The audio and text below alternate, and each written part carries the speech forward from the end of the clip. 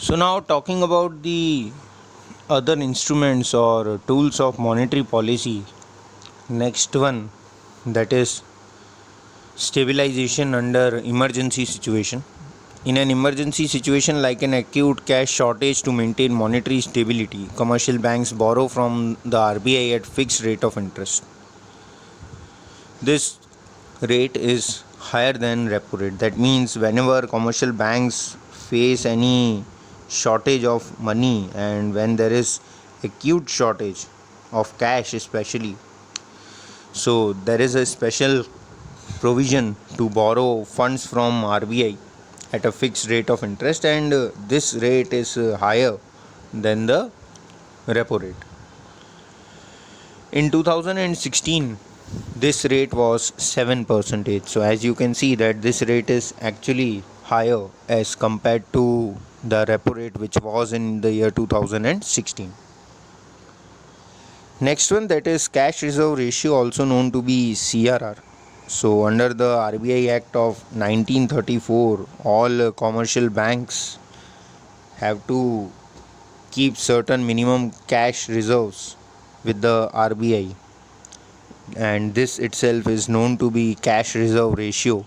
Like in the example, if you remember, of the process of credit creation, we have studied that all the banks from their deposits, primary deposits, are actually supposed to keep certain percentage of reserves, which was known as cash reserves. So this is the cash reserve ratio itself, that from all the deposits the commercial banks have to keep some reserves with the RBI.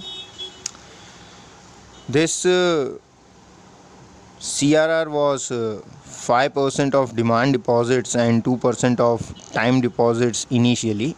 So when this concept was introduced initially, it was 5% of the demand deposits. That means like the savings account or current account, those are known to be demand deposits, and 2% of the time deposits, that means 2% of term deposit, what is known to be fixed deposits.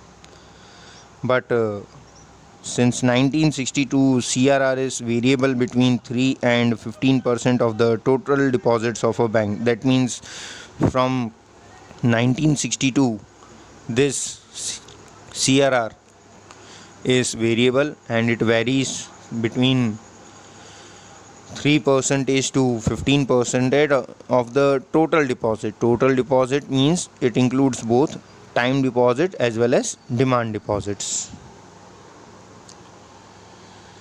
The objective of CRR is to fulfill the need of a comfortable amount of cash reserves with the banking system. That means whenever customers rush to banks so as to withdraw their deposit, at that time the banks do not have to face shortage of money, and there is an ample amount of cash with them.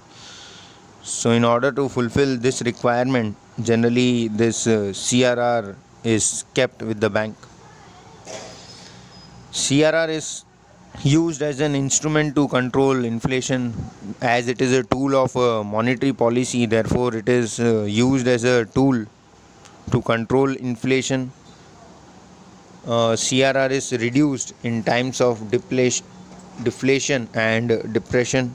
So that means whenever there is situation of inflation, CRR is increased. Why? Because if it is increased, then the banks will have a lesser amount of deposit to provide as loans to the general public. That means here the credit creation is reduced, and therefore money supply in the economy as well as circulation of money in the economy is reduced, which may help in controlling inflation. Next one, that is statutory liquidity ratio, what is known to be SLR. Apart from and in addition to CRR, under the Banking Regulation Act of 1949, all banks have to maintain equal to and not less than 25% of their total deposits in the form of cash, gold, and unencumbered approved securities. That means this is something which is in addition to CRR, and this is to be maintained as per the Banking Regulation Act of 1949.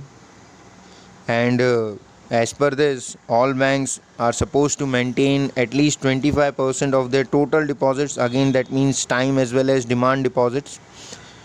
So its 25 percentage is to be maintained in the form of cash, gold, or maybe in the form of some government securities. And this is known to be SLR, that is statutory liquidity ratio. A higher SLR reduces the capacity of banks to create loans and raise money supply by credit creation.